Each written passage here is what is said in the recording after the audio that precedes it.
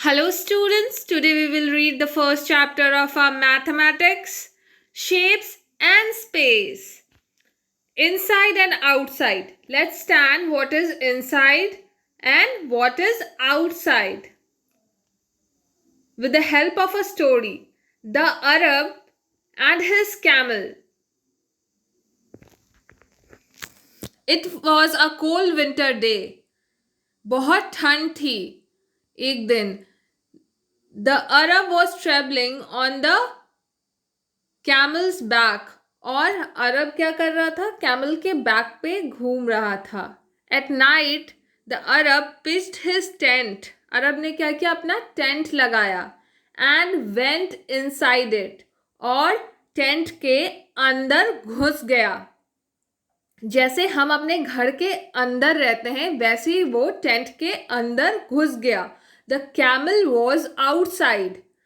Outside मतलब बाहर और कैमल टेंट के बाहर ही रह गया. इसका मतलब इनसाइड मतलब क्या होता है? अंदर, किसी घर के अंदर. और आउटसाइड मतलब किसी चीज के बाहर. इनसाइड मतलब अंदर, आउटसाइड मतलब बाहर. May I put my neck inside? It is too cold outside. Camel क्या बोला? क्या मैं अपना गर्दन अंदर घुसा सकता हूं? बाहर बहुत ठंड है. अब देख सकते हैं कि टेंट के अंदर अरब बैठा था और कैमल कहाँ था? बाहर. अरब कहाँ था? इनसाइड और कैमल था आउटसाइड. अरब ने क्या कहा? Okay, you may put your neck inside. Okay, तुम अपनी गर्दन अंदर घुसा सकते हो. उसके बाद कैमल क्या कहता है? May I put my front legs inside, it is too cold outside. Camel क्या कहता है कि क्या मैं अपने अगले पैर भी अंदर घुसा सकता हूं? बाहर बहुत ठंड है. Okay, you may put your front leg inside. अरब क्या कहता है कैमल को? ठीक है, तुम अपने अगले पांव भी अंदर घुसा सकते हो. फिर कैमल क्या कहता है? Can I come inside? It is too cold outside. फिर वो कैमल पूरा ही अंदर घुस गया क्योंकि बाहर बहुत ठंड थी. Oh no, the tent is too small for both of us. अरब कहता है कि नहीं, टेंट बहुत छोटा है हम दोनों के लिए. So I am coming inside and you go outside. तो कैमल क्या कहता है? इसीलिए तो मैं अंदर आ रहा हूं, तुम बाहर चले जाओ. और फिर क्या हुआ? कैमल अंदर आ गया टेंट के और अरब कहाँ गया? बाहर चला आया टेंट के. आपको समझ आया? इनसाइड मतलब अंदर, आउटसाइड मतलब बाहर. Okay, now come to bigger and smaller. अब हम बिगर और स्मॉलर पढ़ेंगे. जब हम किसी दो चीज को कंपेयर करते हैं कि दोनों में कौन सा बड़ा है और कौन सा छोटा है, तो हम बड़े वाले के लिए बिगर यूज करते हैं. ठीक है, अगर हम कहें who is bigger in this hippopotamus and this dog, तो आप क्या कहोगे? This hippopotamus is bigger than the dog. Okay, कह रहे टिक द बिगर. हमें टिक करना है जो बिगर है. कौन सा बिगर है? This hippopotamus is bigger. Okay, जब हम किसी दो चीज को कंपेयर करते हैं, किसी दो चीज में तुलना करते हैं, किसी दो चीज के बारे में अगर बात की जा रही है कि इन दोनों में कौन बड़ा है, तो हम बिगर कहते हैं, जो बड़ा होता है उसके लिए. ठीक है, नाउ और स्मॉलर कौन है? हम टिक करते हैं बिगर वाले को और सर्कल कर देते हैं स्मॉलर वाले को. ये स्मॉलर है और ये हिप्पोपोटामस बिगर है. ओके, अब इस लीफ, बनाना लीफ और इस छोटे वाले लीफ में कौन सा लीफ स्मॉलर है? क्या कह रहे हैं? स्मॉलर. स्मॉलर मतलब छोटा. जब दो चीजों में कंपेयर किया जाए तो हम स्मॉलर यूज करते हैं छोटे वाले के लिए. इस दोनों लीव्स में स्मॉलर कौन सा है? ये वाला लीफ है स्मॉलर. स्क्वेरल और इस काऊ में कौन स्मॉलर है? स्क्वेरल जो है हमारी गिलहरी छोटी है, स्मॉलर है. ओके, बात समझ आई आपको? स्मॉलर किसे कहते हैं, बिगर किसे कहते हैं? अब पूछ रहा है टिक द स्मॉलर टायर, दोनों टायर में से स्मॉलर टायर कौन सा है? छोटा वाला टायर ये है ना स्मॉलर टायर, इसे टिक कर दिया हमने। स्मॉलर मतलब छोटा, बिगर मतलब बड़ा। जब दो चीज के बीच में कंपेयर करते हैं तो बिगर और स्मॉलर यूज करते हैं। जब दो चीज के बीच में तुलना की जाती है तो बिगर बड़ी चीज के लिए कहते हैं और स्मॉलर छोटी चीज के लिए कहते हैं। ठीक है, अब आया आपका बिगेस्ट और स्मॉलेस्ट। जब हम किसी दो चीज के बीच में तुलना कर रहे थे तो बिगर या स्मॉलर कह रहे थे। जब हम दो से ज्यादा चीजों के बीच में कंपैरिजन करेंगे, तुलना करेंगे, तो हम बिगेस्ट या स्मॉलेस्ट यूज करेंगे कि इन सारी चीजों में बड़ा कौन सा है। जैसे आपका कह रहा है टिक द स्मॉलेस्ट ट्री, इन तीनों पेड़ों में सबसे छोटा कौन सा है? सबसे छोटा ट्री कौन सा है? ये वाला ट्री आपका सबसे छोटा है? अगर यहाँ पे 5 ट्रीज भी होते ना तो हम कहते हैं विच टिक द स्मॉलेस्ट ट्री, और सबसे छोटे वाले को टिक करते, या फिर कहते हैं which is the smallest tree. ठीक है, दो से ज्यादा चीजें होंगी तो हम बिगेस्ट या स्मॉलेस्ट यूज करेंगे उसको कंपेयर करने के लिए। ठीक है, यहां भी देखिए 3 चीजें कह रहे हैं टिक द बिगेस्ट एनिमल, सबसे बड़ा एनिमल कौन सा है? इन तीनों में सबसे बड़ा एनिमल एलिफेंट है, इसे हम टिक कर देते हैं। Tick the smallest fruit, smallest fruit कौन सा है? फिर से मैं रिपीट करती हूँ, बिगेस्ट यूज होता है सबसे बड़ी चीज के लिए और स्मॉलेस्ट यूज होता है सबसे छोटी चीज के लिए, और बिगर और स्मॉलर यूज होता है दो चीज को कंपेयर करने के लिए। बिगेस्ट और स्मॉलेस्ट यूज होता है तीन या तीन से ज्यादा चीजों को कंपेयर करने के लिए। बात समझ आई? स्मॉलेस्ट कौन सा है? ये स्मॉलेस्ट है। टिक द बिगेस्ट बबल, सबसे बड़ा बबल कौन सा है? ये वाला बबल सबसे बड़ा है। ठीक है, now come to top and bottom. Top मतलब सबसे ऊपर और बॉटम मतलब सबसे नीचे। हम कहते हैं ना कि इस बच्चे ने क्लास में टॉप किया, टॉप किया मतलब सबसे ऊपर है, वो सबसे अच्छा रैंक लाया है, वो सबसे ऊपर है। आप देख सकते हैं फिगर में टॉप पे कौन है? जो ऊपर है बच्चा, ये टॉप पर है। ये बच्चा टॉप पर है, जो सबसे ऊपर है। और ये बच्चा जो है वो सबसे नीचे है, ये बॉटम में है। ये कहाँ है? बॉटम में। ये दोनों, ये टॉप पे है, ये बॉटम में है। उसी तरह आपकी ये बर्ड भी है। ये देखिए आपकी जो बर्ड है वो top, bird is on the top of the tree. bird is on the top of the tree, bird is sitting on the top of the tree, और cat is sitting on the bottom of the tree। cat कहाँ है? cat bottom में है, cat bottom में है, और जो आपकी bird है वो टॉप में है। आपको पता चल गया टॉप और बॉटम में क्या डिफरेंस है? टॉप मतलब सबसे ऊपर और बॉटम मतलब नीचे। टॉप मतलब ऊपर, बॉटम मतलब नीचे। टॉप मतलब सबसे ऊपर, बॉटम मतलब सबसे नीचे।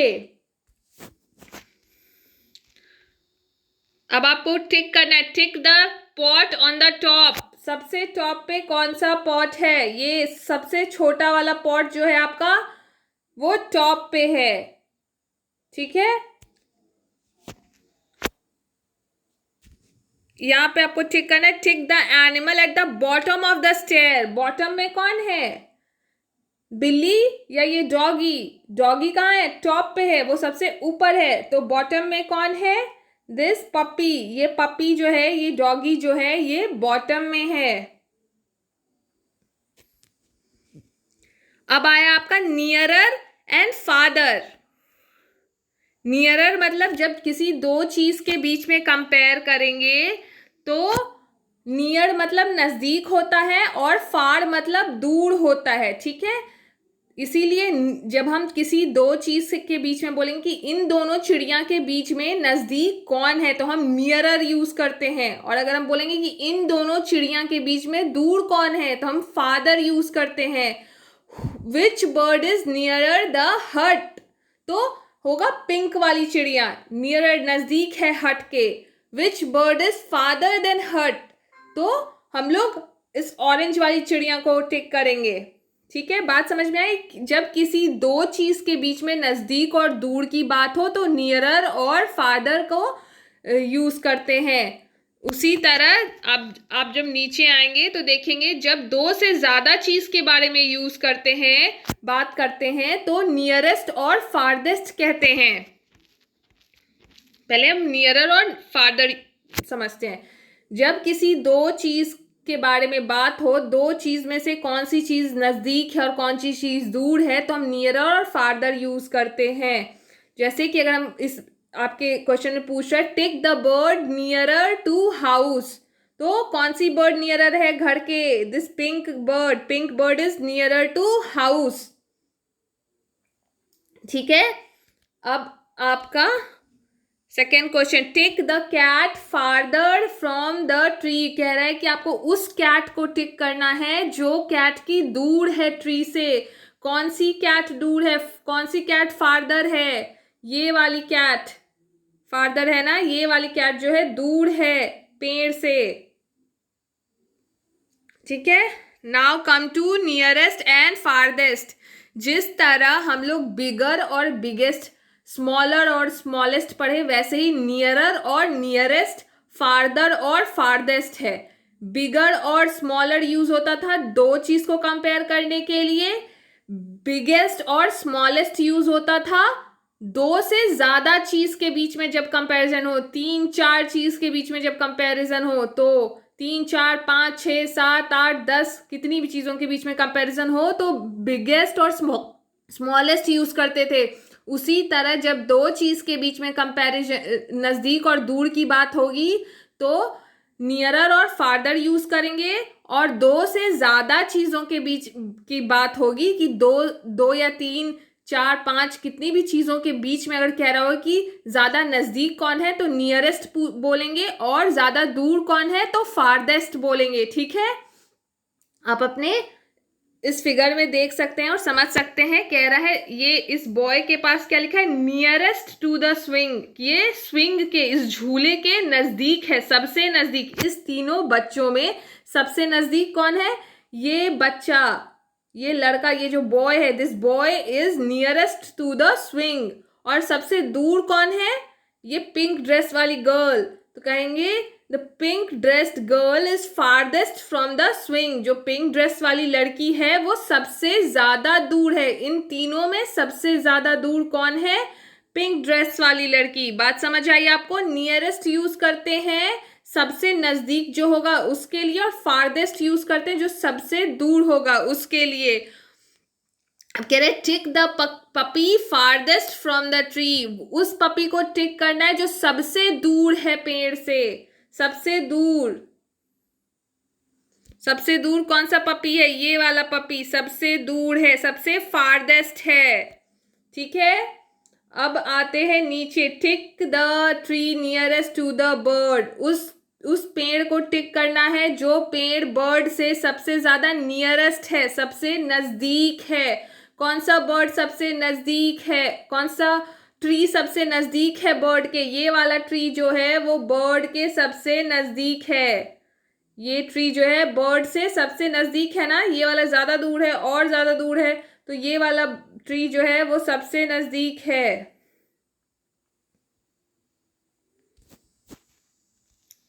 Now come to on, under, above and below. अब ऑन और अंडर पढ़ते हैं पहले। आप देख सकते हैं इस फिगर में कि एक टेबल पे बिल्ली बैठी है, तो हम क्या कहेंगे? The cat is on the table. Table के ऊपर बिल्ली बैठी है। बिल्ली कहाँ है? टेबल के ऊपर है। और अगर हम अपनी बुक की बात करते हो क्या कहते हैं? The book is on the table. और इस रैट को देखिए, ये रैट जो है आपका, ये क्या है, टेबल के नीचे घुसा हुआ है, तो क्या कहेंगे, the rat is under the table. Rat कहाँ है, रैट है अंडर द टेबल। और बिल्ली कहाँ है, the cat is on the table. ठीक है, तो मतलब कोई चीज किसी टेबल के ऊपर होगी या किसी बेड के ऊपर होगी या किसी चेयर के ऊपर, किसी भी चीज के ऊपर होगी रखी हुई, तो कहेंगे on the table, on the chair, on the bed. और अगर उसके अंदर होगी, नीचे होगी, तो क्या कहेंगे, under the table, under the chair, under the bed. Okay, अब हम लोग देखते हैं अबव और बिलो। अबव और बिलो क्यों यूज करते हैं, अबव और बिलो यूज करते हैं किसी दो चीज की हाइट को कंपेयर करने के लिए। जैसे कि यहां कह रहा है above the table, fan is above the table, और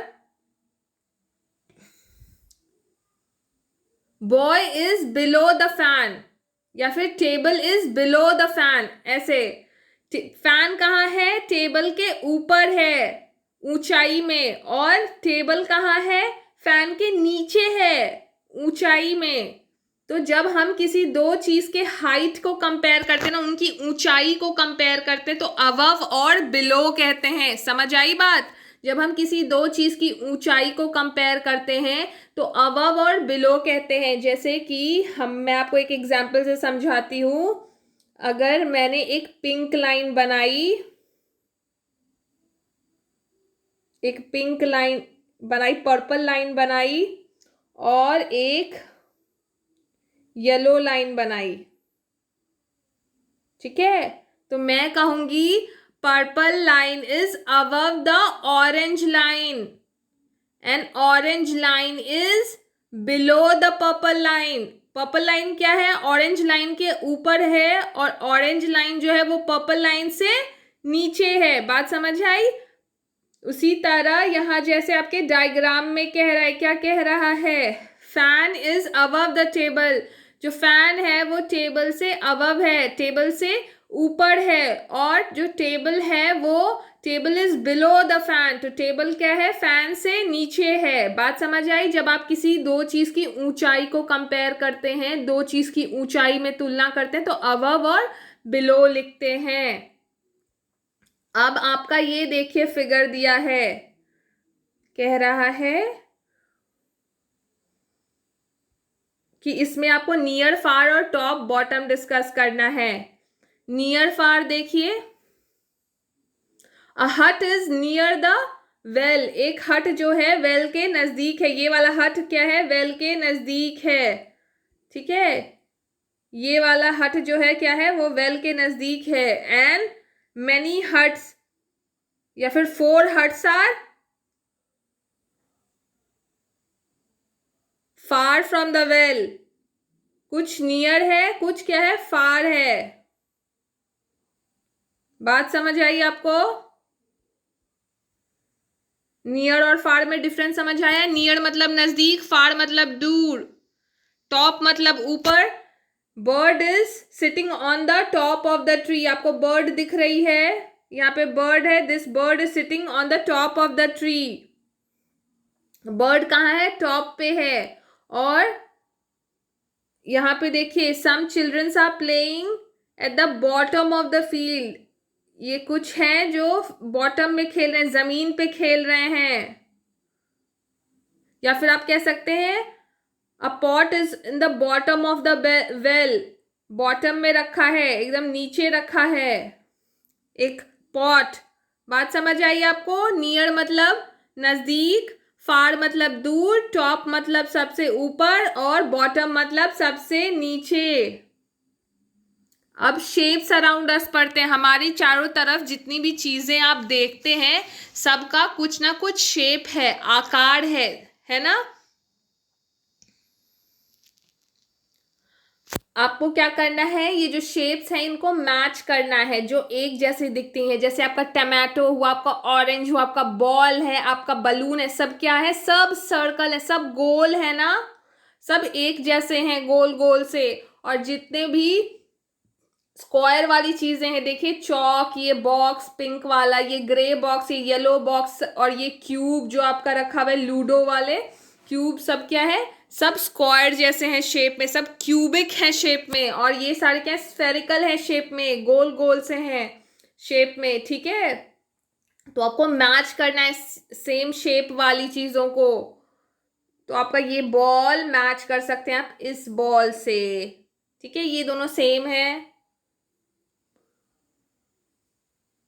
अभी नीचे देखिए, match the similar shape by drawing line, similar shape वाली चीजों को ड्राइंग करके मैच करनी है, लाइन ड्रॉ करके। तो ये बॉल जो है इस बॉल की तरह है, ये बलून जो इस टमाटो की तरह, और ये बॉक्स जो है इस बॉक्स की तरह है। अब सॉर्टिंग कह रहा है, short shapes by joining with similar shape, similar shape वाले को मैच करना है, एक जैसी शेप वाली चीजों को मैच करना है। ये सिलेंडर जो है, ये वाटर बॉटल भी सिलेंडर है, सिलेंडर के शेप में ये आपका ये भी है, सिलेंडर के शेप में ये डब्बा भी है, सिलेंडर के शेप में ये आपका कैंडल भी है, सिलेंडर के शेप में आपका पेंसिल भी होता है। अब आपका कोन वाला शेप, कोन वाले शेप में ये आइसक्रीम वाला कोन भी होता है, बर्थडे कैप भी होता है, ये वाला कैप भी है, सब क्या है, कोन वाले शेप में है। और आपका ये बॉक्स वाले शेप में देखो तो ये वाला बॉक्स के शेप में है, ये ब्रिक जो है बॉक्स के शेप में है, ये गिफ्ट जो है वो बॉक्स के शेप में है, ठीक है। और फिर गोल गोल वाला कौन सा है, ये ऑरेंज है, ये बॉल है, ये बलून है, ये वाटरमेलन, ये सब क्या है, सेम शेप वाले हैं, ठीक है। आपको शेप समझ में आया कौन से शेप का है, यहाँ पे फिर मैच करते हैं हम लोग सेम शेप वाले। ये वाटर बॉटल किसके शेप का है, इसके शेप का है। ये कैंडल इसके शेप का है। ये फनल जो है ये कोन के शेप का है, ये इसके शेप के हैं। ये ब्रिक जो है ये गिफ्ट के शेप का है। ये वाटरमेलन जो है ये इसके शेप का है। टमाटो जो है बलून के शेप का है। हो गया मैच, सारे सेम शेप वाले आपके मैच हो गए। आपको समझ आया कैसे शेप्स मैच करते हैं। रोलिंग एंड स्लाइडिंग, रोलिंग और स्लाइडिंग में क्या डिफरेंस है, जब आप किसी गोल सरफेस वाली चीज को, जो आपकी बॉल जैसी दिखती है, जो आपके गोल गोल सी दिखती है, जितनी भी चीजें जिसका सरफेस ऊपर वाला गोल होता है ना, वो सब क्या करती हैं, रोल करती हैं। जितनी भी गोल चीजें होती हैं वो रोल करती हैं। आपके बॉल जैसी दिखने वाली जितनी चीजें होती हैं सब रोल करती हैं, ठीक है। और जितनी भी प्लेन सरफेस वाली चीजें होती हैं वो क्या करती हैं, स्लाइड करती हैं, फिसलती हैं। रोल करना मतलब लुढ़कना, और स्लाइड करना मतलब फिसलना। तो जितनी भी समतल चीजें होती है ना, जो प्लेन होती हैं, आपकी बुक कॉपी, किसी बॉक्स के जैसी, या फिर जितनी भी चिपटी चीजें होती हैं, जिसका कि चिपटा सा सरफेस होता है, वो सारी क्या करेंगी, रोल करेंगी, वो सारी स्लाइड करेंगी। और जितनी भी गोल चीजें होंगी ना वो रोल करेंगी। अब देखिए आपके पास कुछ डायग्राम दिया, उसमें कौन सी रोल करेंगी, कौन सी रोल करेंगी। इसमें आपका बॉल रोल करेगा, आपका पेंसिल रोल करेगा, और आपका अनियन भी रोल कर जाएगा, ठीक है। और फिर आपके नीचे वाले में क्या क्या करना है, कौन सी स्लाइड करेंगी, कौन सी फिसलेंगी, बताना है आपको। कौन सी फिसलेंगी आपकी, ये वाली फिसल जाएगी, स्लाइड करेगी। और ऊपर वाले में आपकी जो बॉल है ना, बॉल जो है वो रोल करेगी, ठीक है।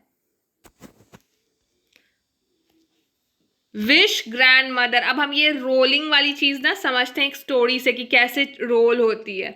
Once there was a lamb, एक बार एक वहां पे क्या था, भेड़ का बच्चा था। Going to see his grand mother, वो अपनी ग्रैंड मदर को, लैम्ब किसे कहते हैं, भेड़ के बच्चे को, वो कहाँ जा रहा था, अपनी दादी से मिलने। On the way through the jungle he met a wolf, वो जंगल में जाते समय एक वुल्फ से मिला। किससे मिला, एक भेड़िए से मिला। I am going to eat you. Wolf क्या बोलता है? I am going to eat you. Please let me go. I am going to meet my grand mother. वो जो भेड़ था वो कहता है कि प्लीज मुझे जाने दो, मैं अपनी दादी से मिलने जा रहा हूँ. You can eat me when I return. तुम मुझे खा सकते हो जब मैं वापस लौटूंगा. तो भेड़ कहता है ओके यू मे गो. ठीक है तुम जा सकते हो. When he was about to return, जब वो वापस आने वाला था, he told the grand mother about the wolf. उसने अपनी ग्रैंड मदर को, अपनी दादी को वुल्फ के बारे में बताया. The grand mother gave him an idea. उसकी ग्रैंड मदर ने क्या किया? उसकी दादी ने उसको एक आइडिया दिया. Go and hide inside a ढोलक. उसकी दादी ने कहा कि जाओ इस ढोलक के अंदर छुप जाओ. He did so. और वो वैसा ही करता है, वो उस ढोलक में छुप जाता है. The grand mother rolled the ढोलक ऑन द रोड. उसकी ग्रैंड मदर ने क्या किया? ढोलक तो गोल होता है, उसको लुढ़का दिया रोड पे. The lamb saw the wolf waiting for him. Lamb क्या करता है? वुल्फ को देखता है कि वुल्फ उसके लिए इंतजार कर रहा है. Did you see a lamb coming this way. और वो जो वुल्फ था वो ढोलक से पूछता है कि क्या तुमने इधर आते देखा है किसी लैम्प को. तो वो ढोलक के अंदर से वो लैम्प कहता है no. The wolf grew suspicious and started running behind the dholak. और वुल्फ सोचता है कि ये तो लैम्प के जैसी आवाज थी, पर ढोलक से निकल के कैसे आई. तो वो ढोलक के पीछे दौड़ने लगता है. Before the wolf could reach him the lamb reached home. Wolf उस तक पहुंच पाता उसके पहले लैम्प अपने घर पहुंच गया. And was thankful to his grand mother. और जल्दी से वो घर में घुस जाता है और सोचता और अपनी ग्रैंड मदर के लिए बहुत थैंकफुल होता है कि उनकी मदद से वो बच गया. ठीक है, अब क्या करना है आपको? शेप्स मैच करना है. सेम तरह के शेप्स को मैच करना है. ये देखिए सेम शेप वाले को मैच करना है. सारे तो सेम ही हैं मगर साइज में डिफरेंस है ना सबके. तो अलग अलग साइज वाले को मैच करना है. जो सबसे छोटू है वो सबसे छोटू के साथ जाएगा. उसके बाद जो थोड़ा बड़ा है वो थोड़े बड़े वाले के साथ जाएगा. जो उसके बाद थोड़ा बड़ा है वो थोड़े बड़े वाले के साथ जाएगा. और ये इसके साथ जाएगा. सारे मैच हो गए सारे. नाउ कम टू सेकेंड वाला. सेकेंड वाले में क्या है? Match the same shape. Same shape वाले को मैच करना है. ये देखिए सर्कल जाएगा सर्कल के साथ. 1 2 3 4 4 साइड वाले जो है वो 4 साइड वाले के साथ जाएंगे. 3 साइड वाला जो है वो ट्रायंगल ट्रायंगल के साथ जाएगा. सेमी सर्कल के साथ जाएगा. और पेंटागन पेंटागन के साथ जाएगा. आपको सेम शेप वाले के साथ मैच करना है. Colour the smallest shape. आपको सबसे स्मॉल वाले को कलर करना है. सबसे छोटा, स्मॉलेस्ट मतलब जो सबसे छोटा होगा वो स्मॉलेस्ट होगा. ठीक है, सबसे छोटा कौन सा है? ये वाला स्मॉलेस्ट है. इसको आप कलर कर दो.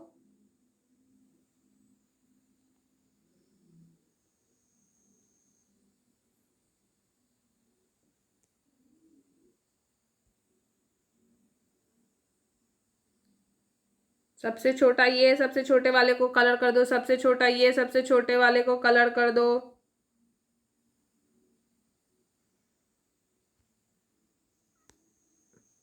सबसे छोटा कौन सा है? सबसे छोटा ये, इसको कलर कर दो. स्मॉलेस्ट है ये. क्या है? स्मॉलेस्ट है. स्मॉलेस्ट वाले को कलर कर दो. स्मॉलेस्ट. अब क्या करना है आपको? ज्वाइन करना है सिमिलर शेप वाले. देखो सिमिलर शेप वाले, सिमिलर शेप का कौन कौन है?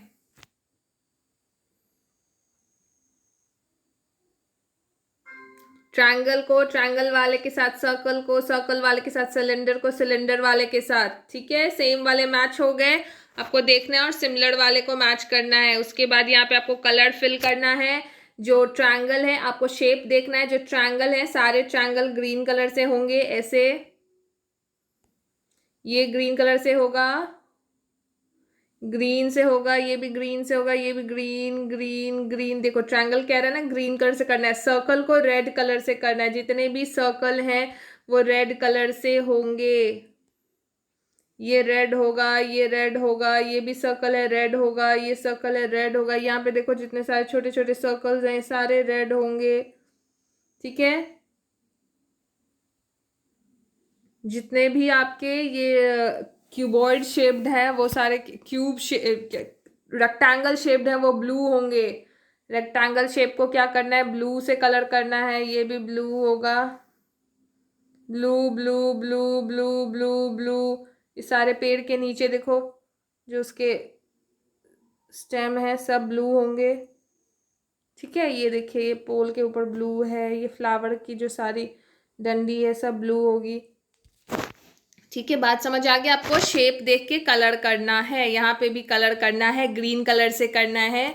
सारे ट्रायंगल को सर्कल को पिंक से करना है और येलो से सारे रेक्टेंगल को कलर करना है। ओके,